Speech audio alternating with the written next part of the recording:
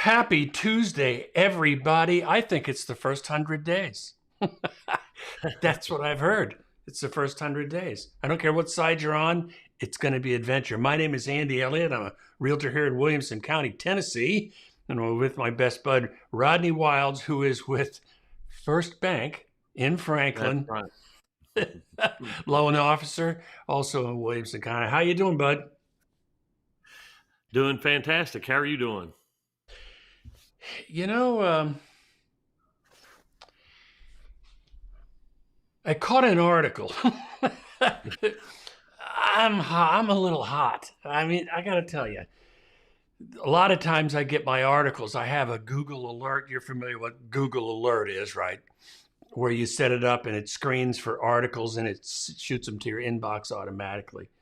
And we won't talk about this today. Hi, Angie. Good morning to you. We won't talk about this today, but I am going to mention it up front so you can understand why I'm a little red-faced, I'm a little hot. And it is the title of it was, hang on, I had it right there. It was by the New York Times. It was a podcast. I actually listened to the whole dang thing. And it says the housing market has new rules. Realtors are evading them. The New York Times. I am just, wow. It's the New York Times, so they've got some clout. You know, they got some spread. And it's just amazing how people that aren't in the industry are talking about it. And with all due respect, she doesn't need to understand how it works, but she doesn't. She's got it dead wrong. And the whole podcast is just off in space. And she's grasping little things. And I'm just, I'll stop there, but golly. Well, it reminds me of, you know who Dana White is, don't you? He's he Wrestler. runs, UFC. He owns UFC or runs it, whatever. Yeah. And one of the MMA fighters come out not too long ago from Arkansas, and was saying all kinds of crazy stuff about Hitler was a nice guy. I mean, he went off the edge. and Dana White eloquently put it is like, well, I think any idiot can have a podcast. So there you have it. Hey,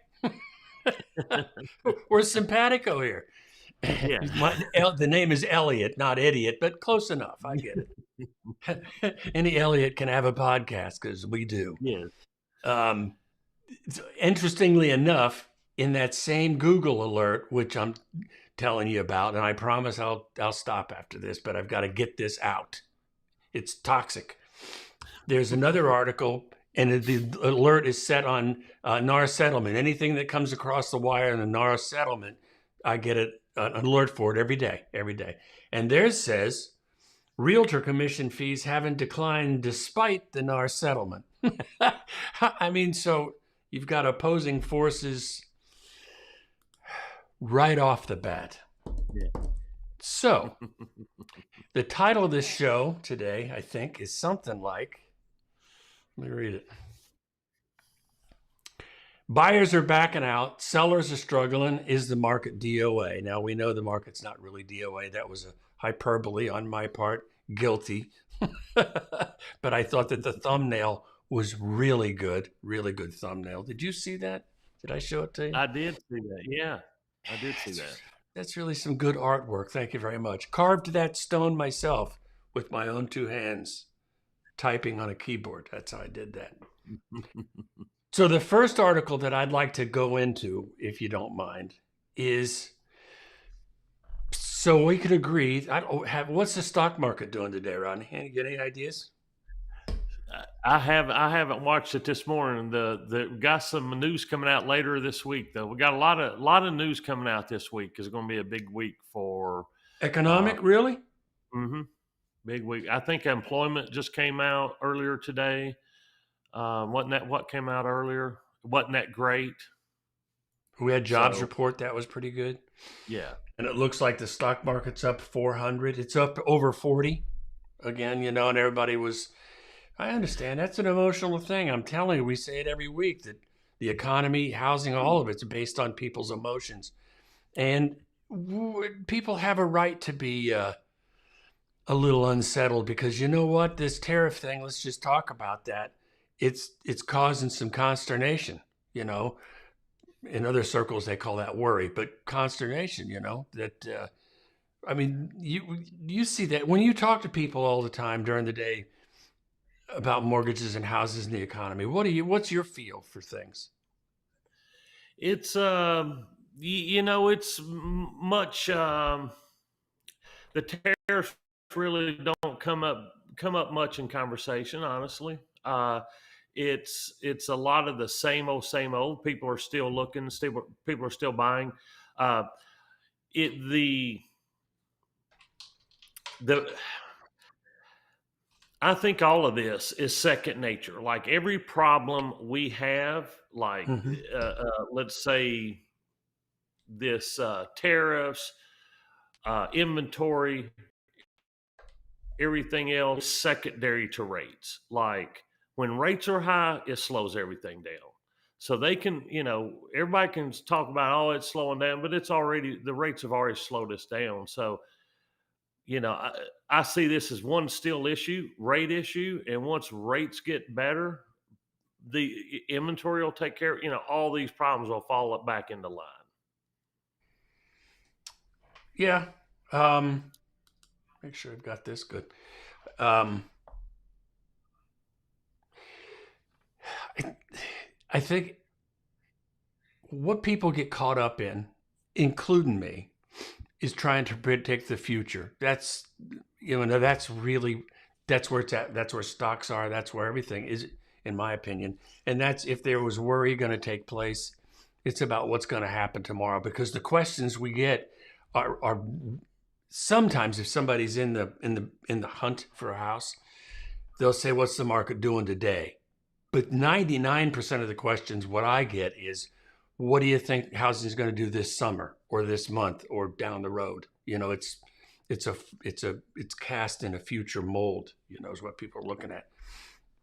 So the first article that I picked up, and it isn't just housing, but this speaks to what's happening in the housing market, because the seasonally adjusted number of houses that we're selling, if they predict seasonally adjusted means they take the number this month and then predict that if it stays that way, this is what it's going to do by the end of the year. That's what seasonally adjusted housing is. And it's like right at 4 million, which is, for what we're used to, pretty low. When it was during COVID and that kind of stuff, it was well over 6 million a year, which is, I mean, we were banging. That's a lot of Yes. activity. And, you know, it's a big country and there's a lot of cities, and 2 million on top of 4 makes a big difference. You know, it really does. But 4 million is pretty slow. And I think that I don't know how anybody would be able to statistically prove this. But when the numbers are low like that, I think the real estate industry, definitely unsure times. Oh no, I'm sorry. I didn't, oh God, we'll talk about that. Just, oh man, no kidding. I'm sorry to hear that. Um, I think that there's a baseline number of properties that sell during the course of the year because people have to move.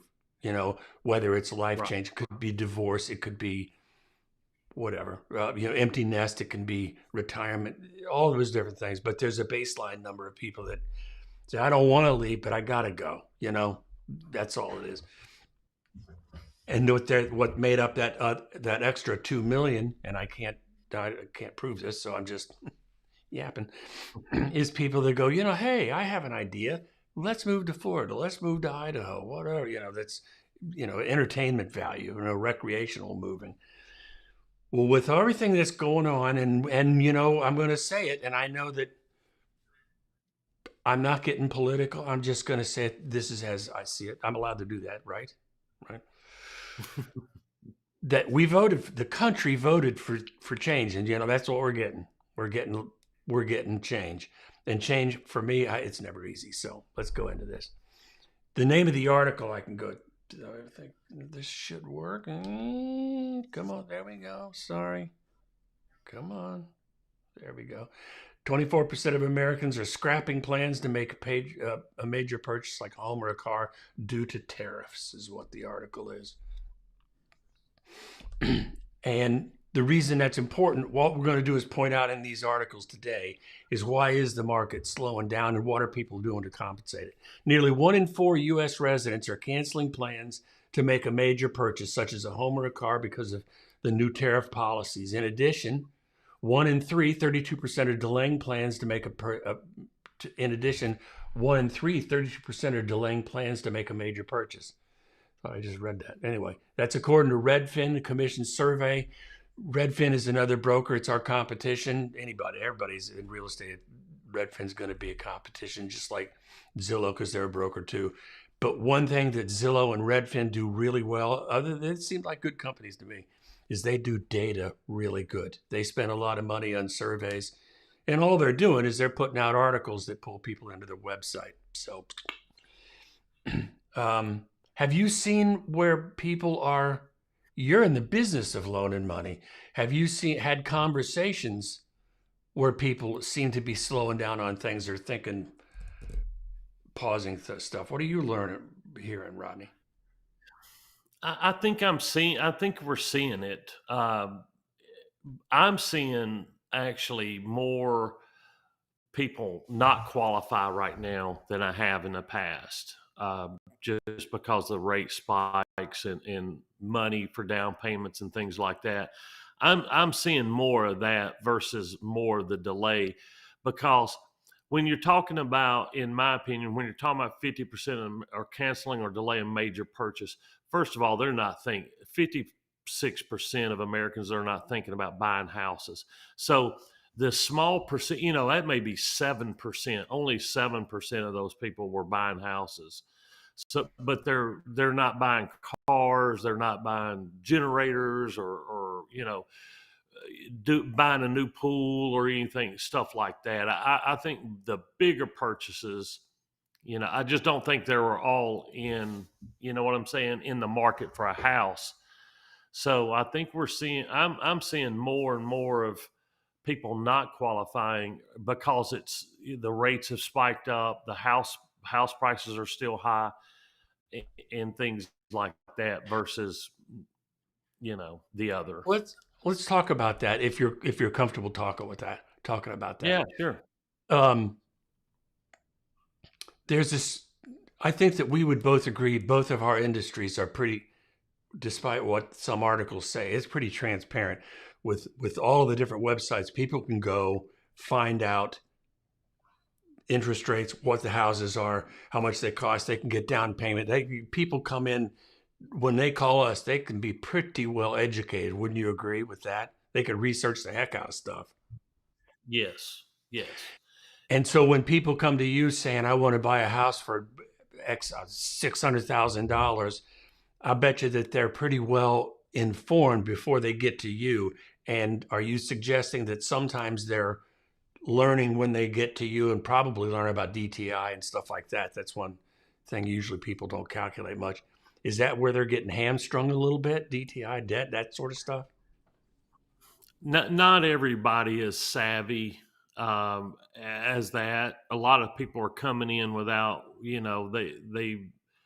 they're like, they may have a general idea of the payment, but not sure if they can afford it or not. You know what I'm saying? They know that they would, if they were approved, they would probably take it. But, as far as they're not sure if they're getting approvals for them or not when they come in. That's the time. That's when we're figuring it out. As soon as they get there, it's, we go through it. That's the time we're figuring out. It's just everything is high. Yeah. We don't have people don't have a lot of money to put down. Some do, some don't. It's all across the board. But the ones who don't have a lot to put down, and the prices are so high, and the interest rates are so high, and if they want to live in a certain county, it just they're just starting out at, say, 600,000, and they probably may be more comfortable in a 450 or 500,000 Financially, yeah, and that's Right. man, that's the deal. if people, and I read this the other day, and I happen to agree. I think we both agree that when people are talking about housing and how expensive and should I buy now and that kind of stuff, I think that and this, I'm going to sound like I'm trying to sell something. I'm not. When it comes to real estate, in my opinion, this has been my experience. Even though when I bought, and I've bought several houses over the years, I never felt actually, I never felt ready, even though I was. When I talked to you, I was ready financially, but my head wasn't ready.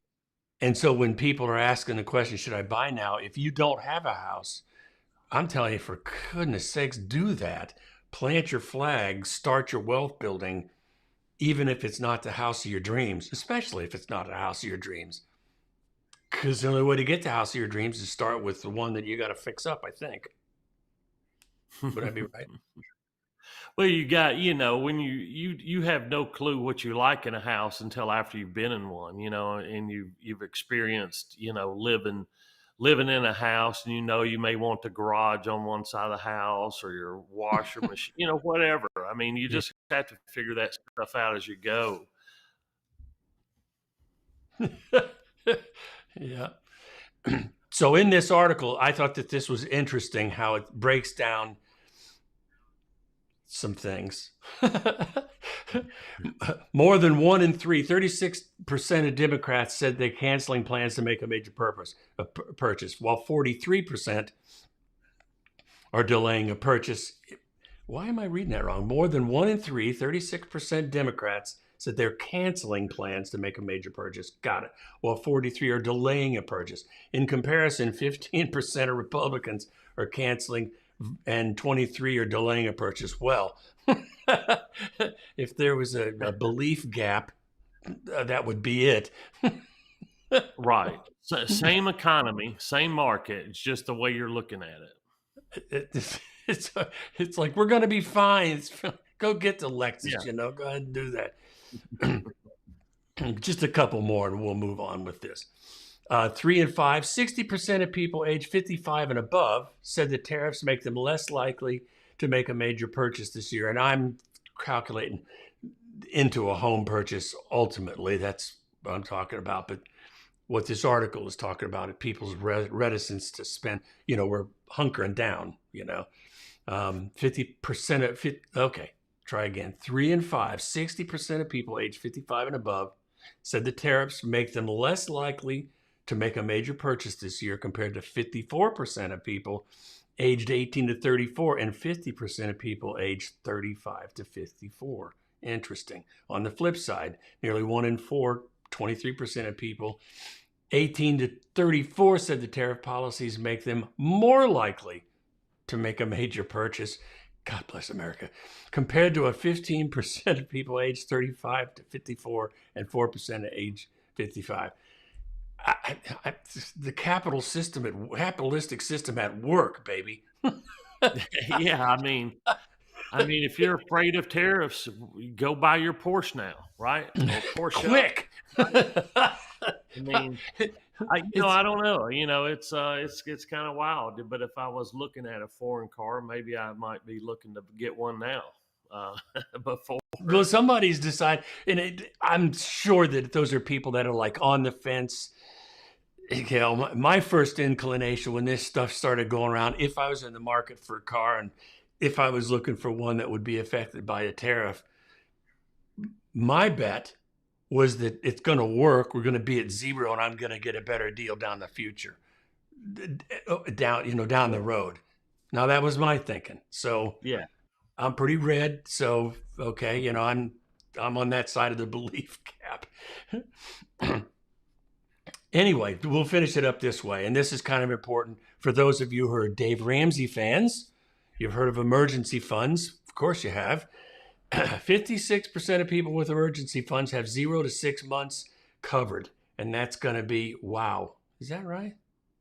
56% of people with emergency funds have 0 to 6 months of payments. That's quite a spread, 0 to 6. 0 is, I'm in trouble. The 6, I got time to figure it out. And then the age breakdown, that's kind of interesting.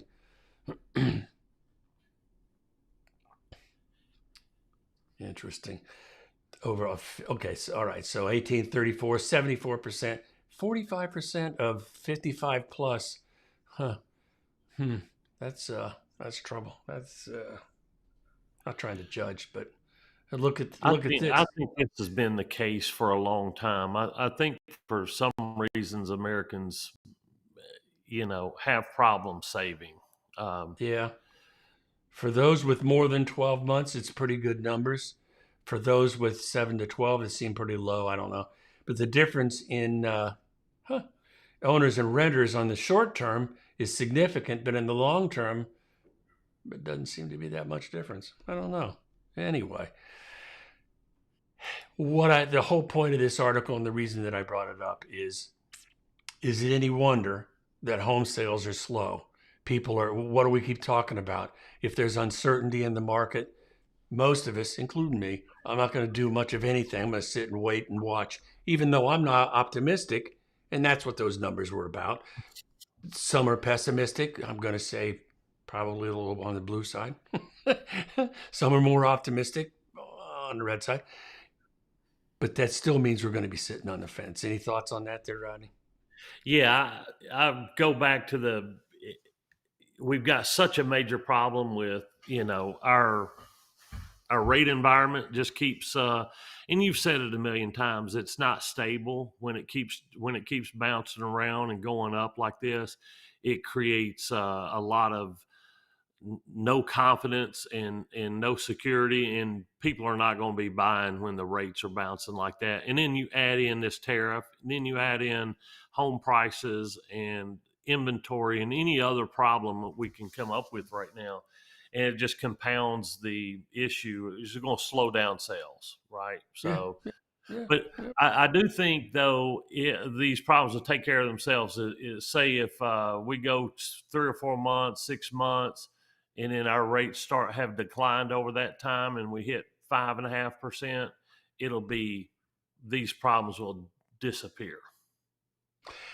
And I tell you what, and you're the one that's been saying this for a year solid, that the market will sort itself out, and that includes all of this stuff. And I think, interestingly enough, the proof of that is that what we were just talking about. Some people are being pushed off the fence to buy a car now because of tariffs, and others are willing to wait. I mean, that's just the Right. market forces. That's the capitalistic system at work. So we'll be fine. It's just, I think it's fair to say that it's unsettling. I think it's fair to say that. Oh, 100%. Yes. I would say it's time for our new segment. It's newly titled, and it is called Rodney's Riff. Remember, Rodney, people can hear us. Nice. All right. And so you were wanting to talk about the Reddit article about buying a home from a family member, if I'm not mistaken. That was the one that you sent me. Yes. I'm ready. It comes up quite a bit. People buying from a family member. And wow, did this article have some bad advice? I'll break down the scenario from you. Basically, he wasn't buying a home from a family member, so we're not using an agent. Can someone break down the process of buying a home in this scenario? He goes on to say they're buying it for $275. Hasn't been appraised yet. It could possibly appraise for more. And he wants to know how that would affect his loan. Like if it appraised for more, he's planning on putting 20% down. And he's asking, does a real estate attorney make any sense to have one of those, and any other considerations he should be thinking about? And yes, there's a lot to consider. I'll go through some of the comments first. And right off the bat, yeah, you need a real estate attorney to draw up the paperwork, make sure the disclosures are in order. But see, even a real estate attorney doesn't know all the disclosures that's required from say in our state would be the Tennessee real estate contract, and all those disclosures with it. Um, and then the next one goes, this was a big one to me. Why is the owner selling the house is already worth $500K for 275? He goes on to say, it's my uncle. He's kind of person, doesn't have long to live, and he like to keep it in the family. And then he says, I also doubt he thinks it appraised for that high. So that's going to be an issue. Nobody. So the first thing I would suggest is you've got to get this price thing out on the table. You cannot buy from a family member and there's possibly $225,000 of equity there and they not know about it. Like, you know, there's all kinds of things, elderly abuse. There's other family members that could come in and say, why did you do this to my uncle, or the other family member, and it could be a situation where he actually wants you to get the house and have that much equity. Okay, but it needs to be upfront and in writing, so there's no issues about because there's issues going to come up later, especially when that appraisal comes in and he finds it out about it. Oh, what did it appraise for? Well, it appraised for 500. I don't know of anybody who would want to give a couple 100,000 away. So that's one. That's the first thing I would do. You got a really good advice from Romba or something. They detailed out a way you could get a gift of equity, and some different things you need to do. And then somebody says, "Oh, you're getting all kinds of bad information," and then he goes on, or they go on to give them some more bad information. Just says, "Make an appointment with a real estate attorney and discuss the local customs." I do closings all the time for $1,000 with similar facts as yours.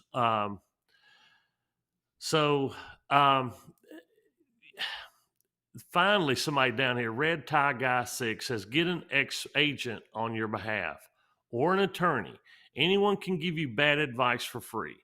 Pay someone to look out for your interest. That's probably the best one advice I'd heard. And the thing I would say is that, outside of the money discrepancy, which you never want to have that kind of situation going on with a family member buying it, not knowing the seller, not knowing its worth, especially if they're older, right? You've got to make sure everybody's above board. The first thing I would tell them is you have to have somebody to kind of mediate it for you. Because everybody's talking about going and hiring an attorney and doing this. Well, you could probably find a real estate agent that would help you write this for a fee versus the full 6% or 3%. You could probably find a real estate agent that would walk you, that would help you and be a go-between you and your uncle.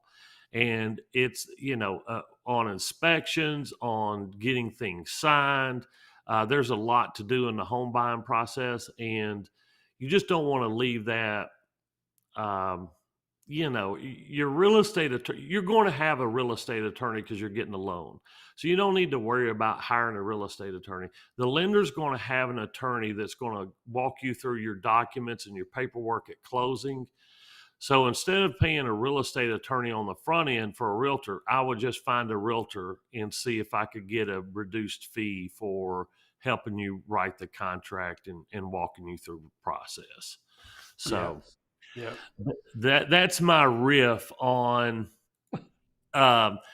It is a known fact that anytime that I see a customer without a real estate agent buying a home, what that means is that I'm the real estate agent.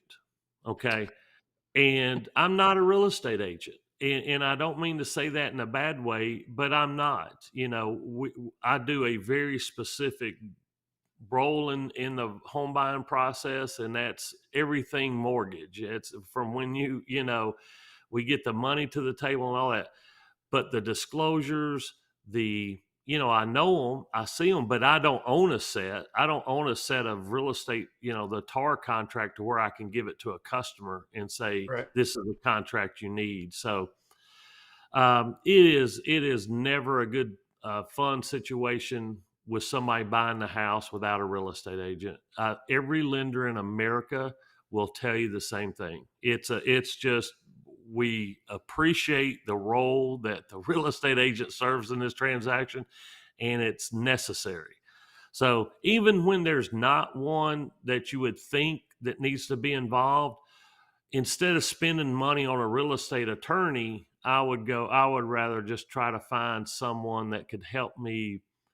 And I ain't saying, when you've already got the house, I'm not saying you need to go pay 6% either, in that situation, but there's a happy medium somewhere that you could get some good advice from.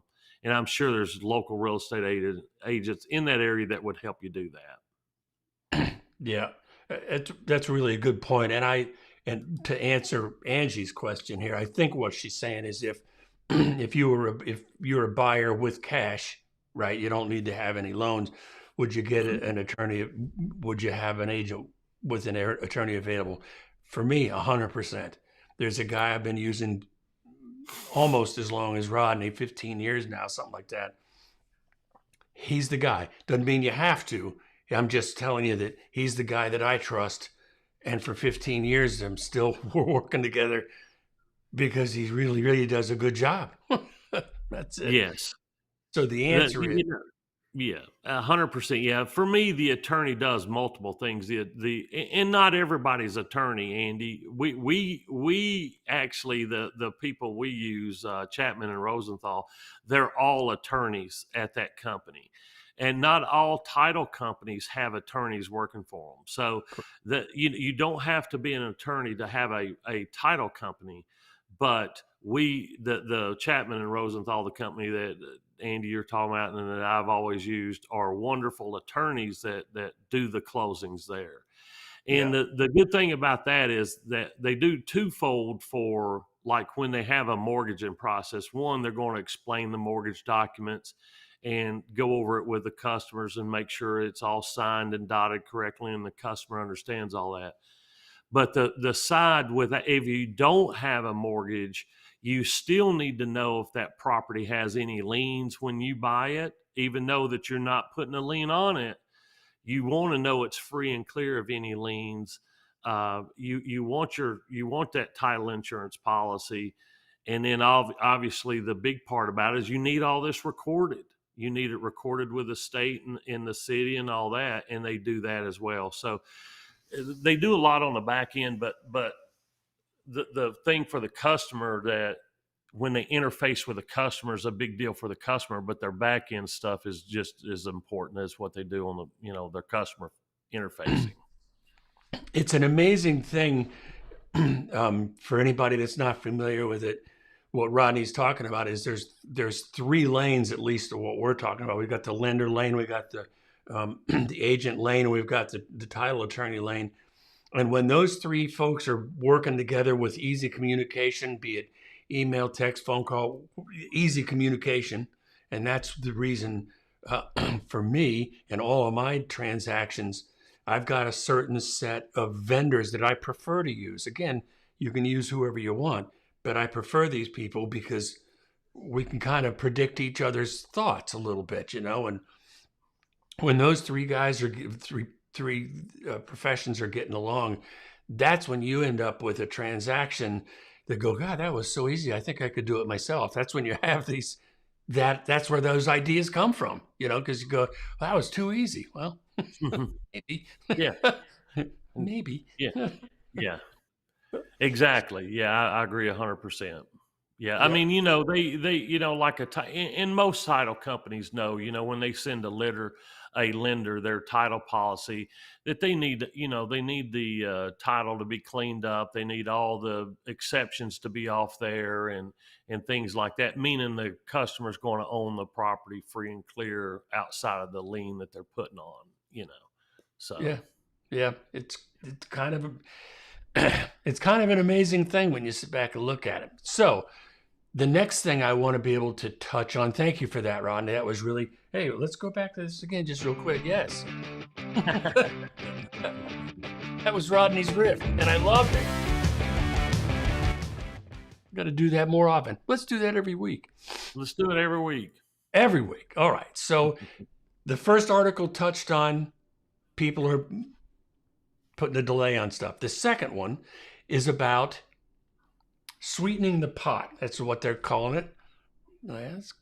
Sorry, fix this. There we go. I like that picture there. That's just pretty self-explanatory. And talk about AI created. Good Lord, that was not, that's AI big time. But it was really well done. Sweetening the pot, the seller giveaway on the rise. So the reason I bring this up is it dovetails, it's the opposite side of the coin for people they're putting things off, and now sellers are having to entice buyers to come. This is where we get into that article that I was telling you about. But we've got different ways to entice buyers to come into the market. And it says more sellers are both giving out concessions. To be clear, a concession is a bucket of money that a buyer can use any way they want. It can sometimes be assigned to things. Concessions can be if it's stipulated that way on a contract. But most of the time, concessions is X amount of dollars to help buyer with closing costs, prepaids, whatever, that's this bucket of money that they get to shift around to their best benefit. And more often than not, a lender gets involved, the title company gets involved, so it's used to the best effect for the buyers because there's different places you can put money that has greater positive effect. Am I right on that, Rodney? Yes, you can. Yeah, the most ways I see it is you can do what's called a permanent rate buy down. So if you're buying it from like 6% to maybe 5.5 or 5.75, or you could do. There's also temporary buy downs where you could do like 5% for the first year, or 4% for the first year, 5% for the second year. And basically, or you just pay closing costs. You could say, okay, well, I'm going to pay the closing costs, so the buyer only has to come up with their down payment. So, there's a lot of ways to structure it, and it just whichever way fits the customer's best needs. Like, are they strapped on cash? Are they more worried about their payment? Are they more worried about their first year payment? Like you could do a 2-year buy down that first year. There's a lot of different situations that the sellers, you can use that money to tailor it to the buyer's needs, I guess. I saw a listing the other day that spelled out a concession, though you wouldn't have to use it this way. But what they were spelling out was the HOA fee in West Haven, which in some circles can be, I think it was a transfer fee. It's like spendy. Now you can always say, look, I see the money now on the table that you're putting there. Can we move it to someplace else? Of course you can, just document it that way. But concessions, specifically, when it comes to the MLS, new rules, new normal. I thought sellers can't pay for all closing costs. At least California, well, they can pay for a big chunk and there's a limit. Let's have Rodney talk about that. There's a limit on how much they can contribute, right? Yes, the seller can pay for closing costs. Like if you're doing a standard, let's talk about an FHA or government loan. You could do, they could pay up to 6% of the sales price towards closing cost and prepaid. So, and conventional, you can, depend on your down payment, if it's 10% or more, you can either do like 3% or 6% on conventional. And it's the same thing. It goes towards it can go 3% of the purchase price is what the maximum concessions are allowed. They got a maximum on there, and it can't ever go towards your down payment. It's always got to go towards an expense. And why do they have that maximum? I've always known about it, and I generally have to check on the type of loan, what they allow, and that kind of thing. But what's the logic behind that limit? Well, in my opinion, when Fannie Mae, you got to think that the collateral, it's kind of the same as furniture. When Fannie Mae wants this house, they only want the house, the brick, the inside.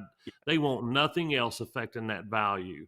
So if you're getting $30,000 in closing costs, that would start affecting the value. Or if you left furniture in there, that would start, people might pay more for that house because of the extras. So that's what you can't have, is the collateral being paid more for and messing up Fannie Mae's value, if that makes sense. Yeah.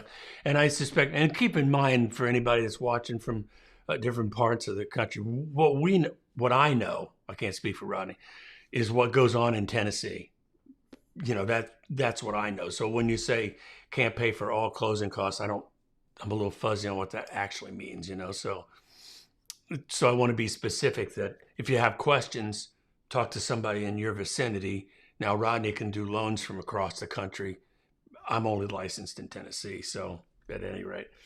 But here's the beginning open paragraph with this. Home sellers, and it was really pretty good. And this is by an online, it's called National Mortgage Professional. That's the name of the website I'm looking at. And they seem to be pretty good analysis and data and that kind of stuff.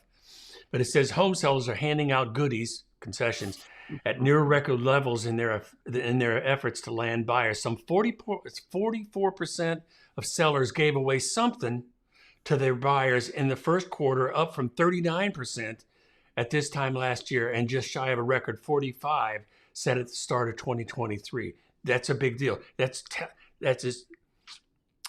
is so telling. I'm starting to get animated. That only happened, generally speaking, either a seller is, when they're paying out concessions. Now understand, I'm going to interject this. Concessions is one thing. Seller assisted pay on buyer agent commissions is another. Those are two separate things. And you gotta, for the most part, they're generally blended in some way, but they're line itemed out separately. Just saying. When you go to the MLS, you can still see, in some states, it still says concessions. That has got nothing to do with buyer agent commission. Nothing. It's concessions is to help lighten the financial load for somebody to buy a house outside of commissions. Okay. So when somebody's giving away these concessions, and I'm going to say including paying buyer agent commissions, it's because either they've been coached really well, meaning their agent, somebody that's working with them, is saying, look, you're going to have to do this in order to sell this house. That's what's going to happen. Or they've been on the market for 30 days or 60 days and it's just not moving, and they've done price reductions and still it's not going. That's when they go, okay, now what do I got to do? That's when you start with concessions. So these concessions include anything sellers provide to reduce the buyer's costs, including repairs, closing costs, mortgage rate buydowns, just like Rodney was talking about. They do not include situations where sellers lowered their asking price for a home and the buyer negotiated a lower price. You can, if you're buying a house. I thought that was an interesting comment that they broke that out, that the total, like if you lowered your sales price, which is, money's money, you're going to net the same, whether you give 5,000 closing costs or 5,000 off your sales price, the seller's going to net the same. But I thought that was interesting that they broke that out, that they're only talking about concessions here. And the bottom line is, when over the 20 years I've been doing this, not with everybody, but most clients come in the category of how much do I have to bring to the table? That's their question. And when they're talking to Rodney, he's talking about things that are super important, but in their head, if they're at all like me, is how much is it going to cost per month? I mean, the other stuff's important, but bottom line, what do I got to come up with at the first of every month? The rest of it's important, but what's the nut? And so when you read that paragraph, that's all it's about is, because there was how many, remember those days when people could buy a house for like nothing? USDA loans, stuff like that, VA, Yeah. I've seen people get money back at closing, That's according to a new report from Redfin. Again, Redfin also found some sellers are doing both, giving out concessions and getting less money than they'd hoped for when they listed their homes. And so what Rodney's talking about is if you're lowering the price, that's one thing. If you're allowing somebody to buy a house but bring less money to the table, that's what that paragraph means. That's what that's talking about for people. Because most everybody I know, even if a house is in like move-in ready condition, they're going to change something. Or they're going to buy furniture, or they're going to spend $1,500 on paint because it's ours now. Broken down further, let's see what it says here. This was really a good article. Also found nearly 22% of houses sold in the most recent quarter went for less than the asking price, so it's getting price cuts. Broken down further, 16% had a price cut and a concession, up from 13% a year earlier, and almost 10% had all three, a concession, a price cut, and a final sale price below the original price. Here's what that tells you. Those sellers fall into the category of, I got to get out of here. I mean, yeah. I mean, they want to make a deal work. I mean, we got to go. Got a new job. Got a yeah. new wife. And I don't. Do you think it's necessarily that they had to, or do you think it's a situation where they made the deal work with like whatever means necessary? Because concessions and giveaways and buy downs and lowering your price are all good ways in negotiation and selling your houses. I think that you've got a point there. Plus, let's not forget, I don't know why I'm waving my finger, put that thing away. Let's not forget that most sellers these days, if they've been in that house 5 years, they made 70%, 60%, whatever. They're sitting on a huge pile of extra cash. And if you're trying to sell it now and you're negotiating 10% away from the 60 that you earned, you're going to be okay. Yeah. I mean, I'm not going to say greedy, but I'm the same way. I'd like to keep as much as I can get as possible. So people are going to be giving away some, but still come out of it. They have plenty. They have good equity, so they have some room to negotiate. Ton of equity. Plus, here's the other thing that I know for a fact: that when you're whether I'm working with a buyer or a seller, doesn't matter, and you start to market a house, and you start getting interest. I mean, you're gauging what's their interest level. That's going to be and the buyer side is going to say, do you think they need us? That's what they're saying. Are they getting other offers? And of course, the other agent's saying, we had 100 showings today. So, they'll try to scare you. Yeah. And if it's a seller, they're going to ask you how much interest is on that. Here's the deal. In some properties, you're going to get multiple offers. That's true. Does that happen every time? Absolutely not. And so when you've been on the market 14 or 20 days, whatever the number is, and you get somebody that you're working with and you're in the heat of battle, you're negotiating, unless it's really off the charts, the last thing you want to happen is to let that deal die. Because as soon as it goes under contract, I'm telling you, both sides have made this calculation in their head. Well, this is what's going to cost me, or this is what I'm going to make. I mean, it's like gets carved in stone. And as you start going through that deal, that's where you can get concessions, price cuts. If you got the price $10,000, we'll call it good and we'll sign today. Okay. Yeah. Anyway, I get hyped up. That's my favorite part of the real estate business, is coming down to that finish line. In the new home market, almost done.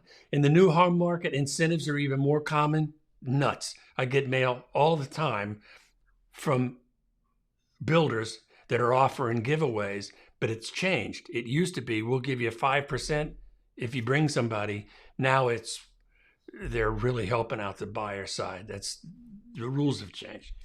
56% of home buyers offered some kind of giveaway on to-be-built homes. and 74% on move 74% on move-in ready units. That's called stock. Yeah. Got to move that stock. Man, we could go on and on. Should we go on to this? Bottom line. Here's the bottom line on this one. Sellers are helping buyers buy. That's what's happening. That's what's happening with that. And if you're thinking about selling, be aware that that's going on in the market. So that's enough of that, I think. I mean, I could go on. We could go another hour on that. It was interesting how sellers are giving it up. But what makes it so interesting to me is that I just remember a few years ago, a seller could have a pile of dead bodies in the living room floor and be refusing to move them. Like, no, you're going to have to take all these bodies out yourself. I mean, this is the only house on this street for sale. I mean, they had the market cornered, and they wouldn't make any repairs. I mean, you couldn't ask for anything. The buyers were bringing in letters. The buyers were bringing in pies, bottles of whiskey. I mean, all that stuff is not allowed, right? You never are supposed to give a picture and all this stuff, and about redlining and all that. But that was just the way it was. It was like, oh, write a letter and tell us, your family's story. And now this is more of a normal market to me, is where people have something to sell and they want to sell it. They're willing to negotiate, and both sides come together to an agreement. It's a much better place. Yeah. And as long as there isn't, you're absolutely right. And as long as there isn't some massive breakdown, what will happen is the market will moderate, rates they'll move a little bit, and buyers will be coming back to the market in a reasonable fashion. Not like that mad bum rush that was, through COVID. That was right. That's the reason prices shot up like that, but it'll be more moderate. So let's go. A couple of questions from Ange. Then buyers better not want a ton of money and fixes. If for a house that's been on the market, you can ask for it. If I'm reading that, am I reading that right, Rodney? Usually interpret for me. Yeah, I think she's saying like it's if she's selling.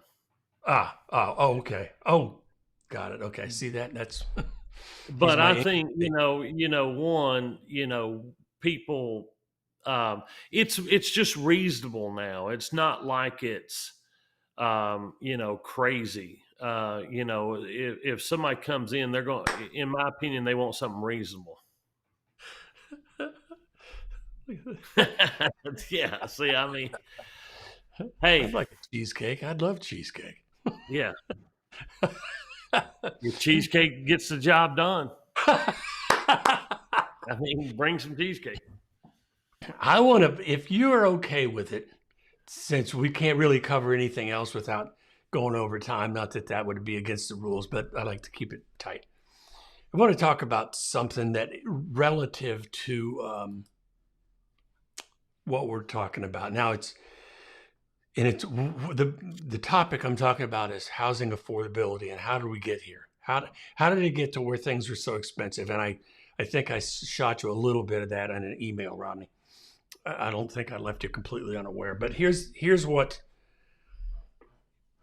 I recently read a book, and it's called Stuck, and it's by some guy. I wish I could remember the author's name, but I can't. He's a historian, a Jewish guy. Not that it means anything, but that's what he is. And he's a historian for the economy and housing and everything. And his book called Stuck is really interesting. It used to be that when people moved to different cities and towns back in the 1800s, there were no rules. If you had your house and you had your land, somebody else could build land right next to it and put up a parking lot. Where Joni Mitchell come from there? I don't know what happened, but you could do whatever they want. In San Francisco in 1865, this is the first time it happened. There were a lot of immigrants there, and the first time that the city elders made a rule. It was a restriction. It was a zoning code. They didn't call it zoning codes, but it was a restriction. And what they did, and this will make sense in a second, in one part of the city, call it City Block A, there's nice houses. Let's call them Williamson County. Let's call them single-family dwellings with an acre apiece. But all of a sudden, close to them, there was a lot of laundries, a lot of hand-doing. San Francisco put this together. There was a lot of laundries. So they created a rule that laundries could only be west of this particular area and south of another particular area. So they got boxed out. All of a sudden, there's 5,000 laundries in that area.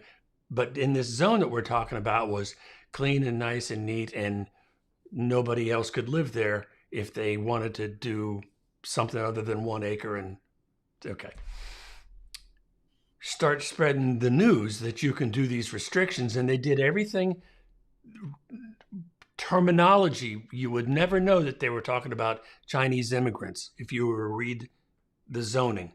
You would never know that, but that was what they had goal. That was their goal. And I mean, read the book. It's all there for yourself. Here's the point. In the book Stuck, he's talking about people can't migrate up to that next level. It's that move up buyer that seems to be having difficulty. These days, it's the moving in for the first time. It's the first time buyers that are struggling.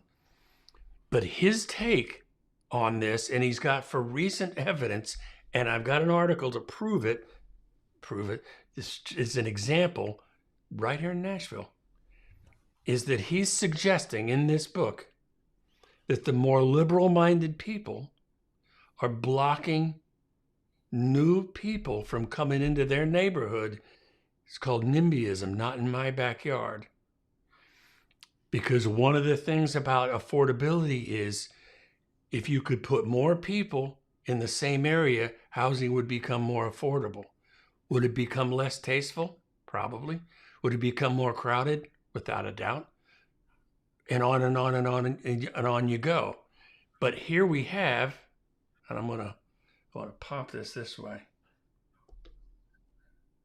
Proposed rezoning could affect several neighborhoods. Here's the deal on this. The neighborhoods, these people came out and said, not in my backyard, buddy. And these are the same folks that are saying, we got to do something about affordability. And that's the short story on trying to have it both ways. And this is not there's no accusations on one side or versus the other. But if you read the book Stuck, he'll tell you that if you go to, well, California's a real good example. I think it probably paints a picture that you can't move into these places unless you're buying $1 million home. And I understand. So I just thought that was interesting. Any thoughts? Yeah, I understand some of it, but I don't get how adding a rental on the, a in-law suite on the back of some of these properties, so they're going to lift zoning restrictions to where basically a single family house can stick a house that it's really not zoned for water, school, or anything, and they're going to stick another dwelling back there, and it's going to be used for rental.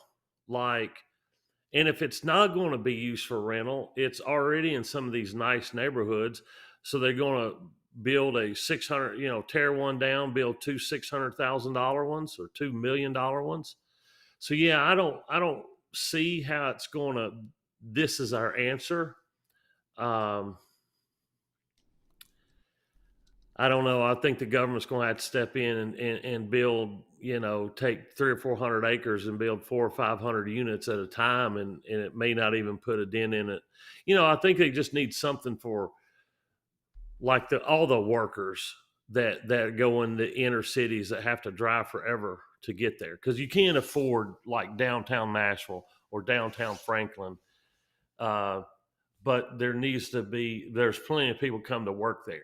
So I think there needs to be some affordable, but I don't know if this overlay, what they call that overlay, that city overlay, is the answer. Letting you build a duplex on a single, Yeah. And I think I think my cousin, my nephew, if you're watching this, Chris, sorry about that. But he lives in California, Santa Barbara, and I guess there's a new rule. Angie would know about this. About they're now allowing ADUs.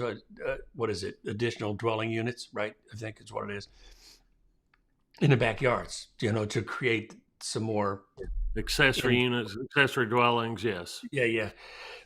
So I think that's by law that's allowed now. And here's my whole point to this. This is why it's such a frustrating situation for people. We have the same people and I would be not in my backyard too. I'm in that camp. That's me. That I would say that. But at the same time, we're saying we have to find a way to do affordable housing, and people are saying, the people that know how it works are saying, well, this is how it works. You're going, not in my backyard, it doesn't, I mean, so that you're just at a stalemate, period, and so that idea, even though if it seems like the right thing to do to help, you're going to have a group of people, and again, rightfully so, stand up and go, yeah, and I just don't know that there's another solution. They talk about federal lands. I've never been clear on what does that mean? What are you going to start building houses in Yellowstone? What is that? Yeah, exactly. Yeah, I mean, there's parks all across the country, but who knows they're going to do that. But yeah, it's what do you do? Housing, it's housing's expensive, and it was expensive when I bought the first time. It's still expensive. I just don't, it's just different now.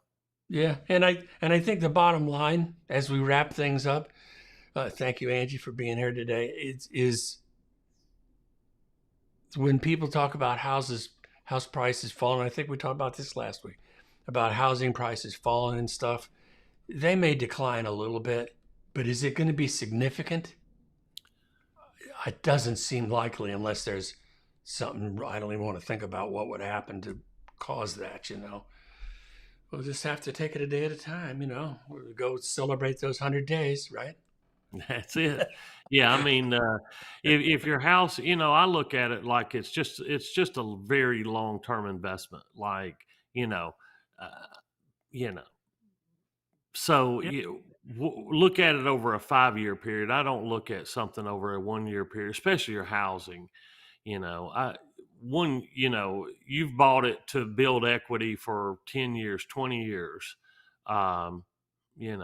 In honesty, you've done it to start your home ownership journey for the rest of your life. Because now, once you do that, you'll probably never, ever not be a homeowner.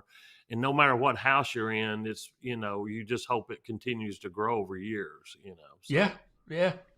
It's changed my life. And but I'm like a lot of the folks that are baby boomers. I would be one that I've got the chances I'm going to go buy something else are so slim because of the fabulous work that my lender did get me into this place. Wink and nod, Rodney. Thank you. But, I'm okay to be stuck with favorable rates. I'm all right with that. Gotcha. Well, listen, I think any last thoughts there, Rodney? No. Good show. Man, that was a good day. That was really good. I particularly like that riff. That was a really good riff. So, Ange, thanks a lot for being here, my friend. I look forward to meeting you face to face one day. Maybe we can all have coffee together. I think, please let that happen. Hope to see you soon. And Rodney, we'll talk to you next week. Yes? All right. Absolutely. See you next week. See you, Ange. See you. Bye-bye.